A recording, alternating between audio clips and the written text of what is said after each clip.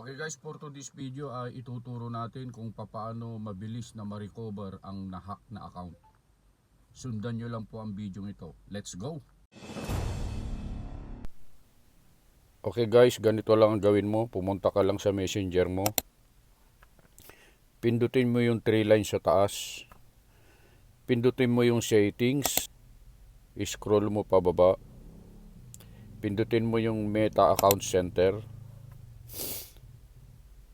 Pindutin mo yung password and security.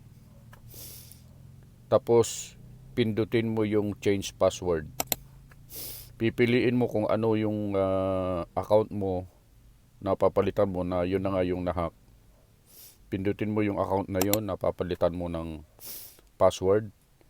Ilagay mo yung dating password, okay? Tapos, ilagay mo yung bago mong password. I-retype mo yung bagong password. And then, pipindutin mo yung change password. At hindi na magagamit ng taong nang hack sa'yo yung account mo. Okay?